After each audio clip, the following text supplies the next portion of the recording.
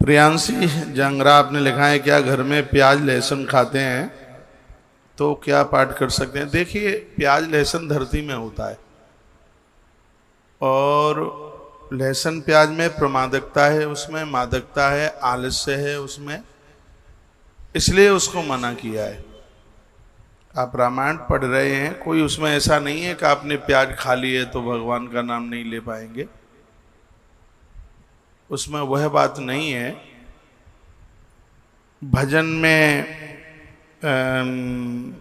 आलस्य, प्रमाद, इसमें चिड़चिड़ापन है। आप स्वभाव में क्रोधपन होगा, चिड़चिड़ापन होगा, किसी की बात को सहन नहीं कर पाएंगे, उसके लिए इन सब चीज़ों को छोड़ने की बात कही गई है। हम उपवास क्यों करते हैं, व्रत क्यों करते हैं? वृत्तियों को जीतने के लिए करते हैं। और प्राय उपवास करने का मतलब यही है कि नकारात्मक सोच खत्म हो जाए। हमारे सनातन धर्म में प्याज को, लहसुन को इसलिए महत्व नहीं दिया गया, इससे इंद्रियां भड़कती हैं, व्यक्ति कामी बन जाता है, कामुक हो जाता है, उसे वो इंद्रियां उसके बस में नहीं रहती, तो कुछ भी उठपटांग कर सकता है। इसलिए हमारे ग्रंथों में इन सब चीज़ों का विरोध किया है। खान पीन का जीवन में बहुत ज़्यादा असर पड़ता है। अब धरती में होती है प्याज लहसुन, तो व्रत में क्यों नहीं लिया जाता? व्रत में यदि कोई अपराध हो जाए तो बहुत बड़ा कोई दंड भोग सकते हैं हम। ये मैं डराने की बात नहीं कर रहा हूँ, सिर्फ फुल्का छोड़ने का नाम ही व्रत थोड़े ही है। उसमें हम अपने आप के ऊपर पूरा, हम अपने आप को अपने बिल्कुल काबू में रखें।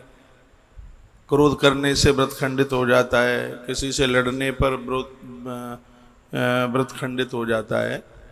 तो जहाँ लहसुन और प्याज की बात आती है तो इनमें मादकता है, इनमें प्रमाद है, इनमें आलस्य है। आदमी भैंस के पड़रे की तरह पड़ा रहेगा, इतनी प्रमादकता, इतना आलस्य है उसमें।